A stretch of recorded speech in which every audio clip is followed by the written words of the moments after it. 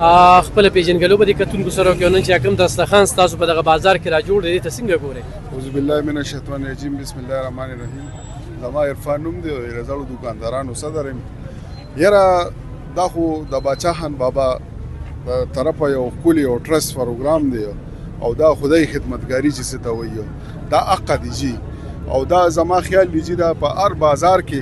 لکه په 400 کې پېښور کې سوات کې په هر ځای کې دا پروګرام شروع دی او دا یو خدای خدمتګار پروګرام دی چې دا مرګري دا پروګرام چلی او دا د باچا خان بابا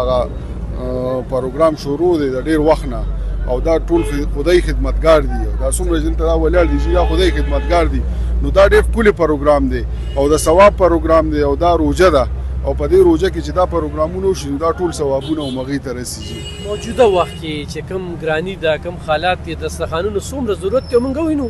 اورو سره په ګورو چې سرکاري دسترخوانونه درې دي 400 کې لګي کم ځای کې والله چې ما خو نه لیدلې نو دا دلته دا یو دسترخوان نه مچ دا دوی خپل د دکانداران خپل پروګرام کوي دا بشیر استاد دی باقي خو ما سرکاري والله یو ځای کې نه لیدلې چې دا کم ځای کې یا سي په نوم باندې وایو د صوبې حکومت دا چې وایي چې موږ دسترخوان ما خو نه لیدو چې لکه کم ځای کې لګي بغیر د باچا خان بابا پروګرام نه علاوه یو ځای کې مونږ ونلې چې کم ځای لګي هم چې ګورو دا سرو کوټونو والا او دا شی شروع بس د رمضان پیکج بلې خبرې کو د خپل بازار دکانداران خبر تاسو کله کله وایي کنه چې پیسې شراغلي د اختر له خو خوشاله دي والله چې او صرف پی ټی آی ولا واغشتل کم چې دا غیره کسان دي هغه دې چې څوک پروګرام چلی هغه کسان دي او ټول ینګ لکانو لوړو لوکړي چا سیدا دغه سړی له یو لمونه کړی چې لکه دغه ضرورتمنی او هغه کس له وکړي ټول هغه ینګ لکانو له وکړي هغه یو بيزان له شاپینګونو نور خو هغه دغه ته نه رسیدل چې کم ضرورت دی کنه د خلکو یو کس لمونه رسیدي جی اصل غریبانو تاثر سوینه سوري یره جی بس غریبانان خو پس ټول لګیا دي خیره وته کوي لکه ما تاسو ته دا یو فیکج پروګرام یو او هغه خپل کسانو له ورکړي هغه له ورکړي چې څوک د دولس دی څوک د 14 کالو لکان دی هغه کسانو له ورکړي اکم چې ضرورتمند دی هغه ته ملو نشو یو کستماو جی نن د پټرول د خبره کیږي نه دوی به چې په 3000 شي او په 15000 شي مونږ به اخلو نو یو هغه موازنه وکړه کې دی په د جنگ حالات دی خو چې کم دي نو د جنگ په حالاتو کې مزید بم داګرانی بالکل جی دا خو بدوی دا چغه والي وک عمران خان په 3000 روپے کې نو موږ په 3000 روپے لو اقا شی دا شروع دي جی سده جنگ حالات را لیله او دی پی ټی آی والا چې کوم خبره کړې و او مقزه ته دا شی روان دي دوی به دا چغه والی چې کنه چې لکه دا که په 3000 شو که پوره په 15000 شي نو موږ بیلو او مقدا غشي د دوی طرف ته روان دي او مقا پروګرام دي څنګه نه ویل کې خوشاله کوي پرې جنورم ګرځي نو دا خو چې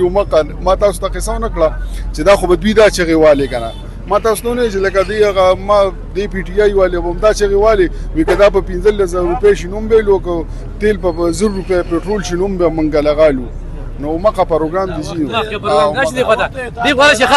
دا ګرانو کتونکو دا پکې خبره نه چټه کدان پکې څنګه خوشاله دي زموږ شاته رزړ سکول دی ادا پاک نه پلیته خو کمرې را لرواني کړی دي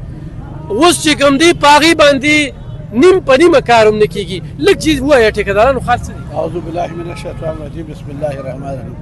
زه هو په حیثیت یو ټیکدار د ډیسټریکټ صدر په حیثیت باندې خبرې وکړم چې کله دا د پی ټی آی ګورنمنت راغلی دی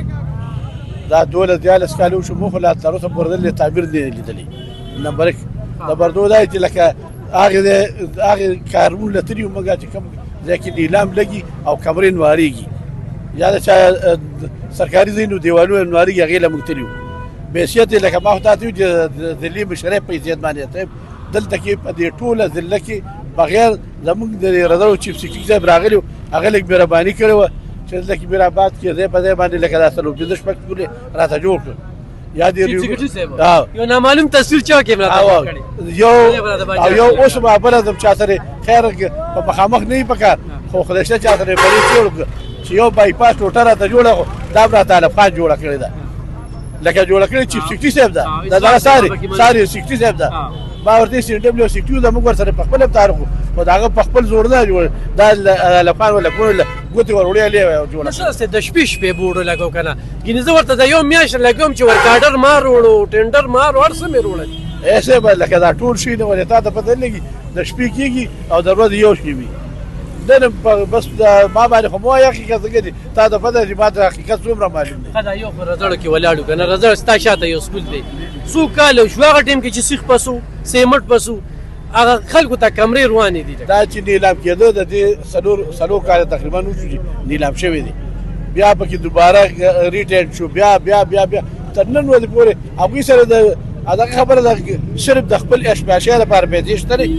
نور نه د کاروبار لپاره شته نه د روډ لپاره شته نه د بل څه لپاره بس هسې خپل ټایم دې پاس کېږي خدای پاک دې د دې خلکو نه خلاص کړي او په څه طریقه باندې داسې حکومت دې خدای پاک راولي زموږ د ټولو پکې خیر او خوشحالي وي هسې د مخې نه یو پیدا چې تم د پلایور به کله جوړېږي چوتي پور خو 2022 نه دا یو څلور کاله کې انشاءالله دغه یو شو څلور کاله لکه هغه پرش سریه وه راوختله که نه نو دا لکه تقریبا نور به مزید به دا شل فوټه اوچتېږي نو څلور کاله بس تقریبا 15 سال حساب کوي یا 12 د 15 ساله